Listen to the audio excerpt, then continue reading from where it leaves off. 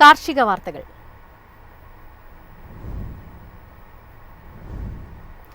International rice conference അടുത്തയാഴ്ച ഡൽഹിയിൽ നടക്കും. അരി കയറ്റുമതി വർദ്ധിപ്പിക്കാൻ ഇന്ത്യ പുതിയ വിപണികൾ കണ്ടെത്തും. 3000-ലധികം കർഷകരും FPOകളും 80 രാജ്യങ്ങളിൽ നിന്നുള്ള 1000 വിദേശ വാങ്ങലുകാരും 2500 കയറ്റുമതിക്കാരും മില്ലർമാരും പങ്കെടുക്കുന്നതാണ് ഇന്റർനാഷണൽ റൈസ് കോൺഫറൻസ്. ഒക്ടോബർ 30-31 തീയതികളിൽ 2 ദിവസങ്ങളിലായാണ് പരിപാടി നടക്കുന്നത്.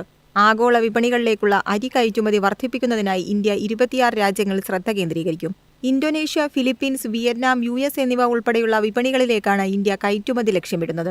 ഏതാണ്ട് 1.8 ലക്ഷം കോടി രൂപയുടെ കയറ്റുമതി സാധ്യതകളാണ് ഈ വിപണികളിൽ നിന്നും പ്രതീക്ഷിക്കുന്നത്.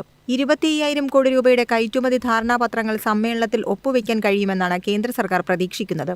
നിലവിൽ പാകിസ്ഥാൻ, അയർലൻഡ് എന്നീ രാജ്യങ്ങളാണ് ആഗോള അരി വിപണിയിൽ ആധിപത്യം പുലർത്തുന്നത്. News desk MyFin TV. പ്രതിസന്ധികൾക്കിടയിൽ കുട്ടനാട്ടിൽ വീണ്ടും നെൽകൃഷിക്ക് തുടക്കമായി.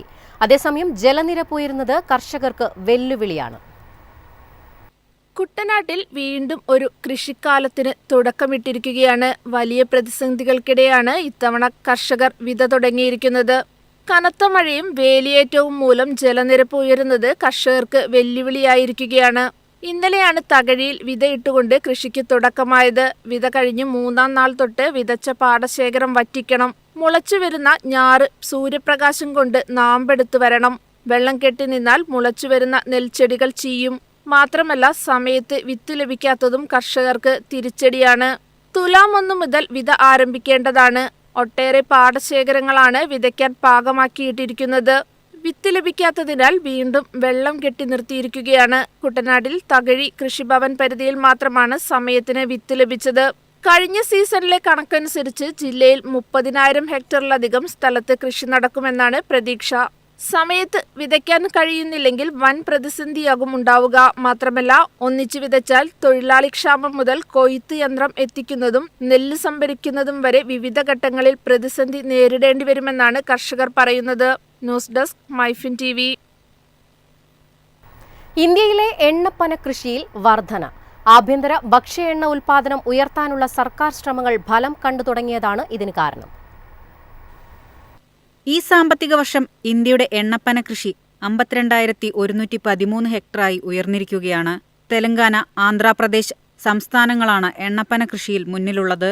രാജ്യത്ത് എണ്ണപ്പന കൃഷി അതിവേഗത്തിലാണ് വളരുന്നത്. ആന്ധ്രാപ്രദേശിൽ 13,286 ഹെക്ടറും തെലങ്കാനയിൽ 12,005 ഹെക്ടറുമാണ് എണ്ണപ്പന കൃഷി ചെയ്യുന്നത്. ഛത്തീസ്ഗഡ്, ഗോവ, ഗുജറാത്ത് തുടങ്ങിയവയാണ് എണ്ണകൃഷി ചെയ്യുന്ന മറ്റ് സംസ്ഥാനങ്ങൾ. ഉയർന്ന വരുമാനമാണ് കർഷകരെ എണ്ണപ്പന കൃഷിയിലേക്ക് ആകർഷിക്കുന്നത്. ഇന്ത്യ നിലവിൽ മുളപ്പിച്ച എണ്ണപ്പന വിത്തുകൾ ഇറക്കുമതി ചെയ്യുകയാണ്.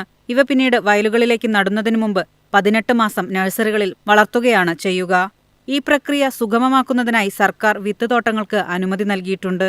ഭക്ഷ്യ എണ്ണയുടെ ആഭ്യന്തര ഉൽപാദനം വർദ്ധിപ്പിക്കുന്നതിനായി 2021 ഓഗസ്റ്റിലാണ് national mission on edible oil palm oil പദ്ധതി ആരംഭിച്ചത്. ഇതുവഴിയാണ് രാജ്യത്തെ എണ്ണപ്പന കൃഷിക്കുള്ള പദ്ധതികൾ സർക്കാർ നടപ്പിലാക്കുന്നത്. News desk MyFin TV.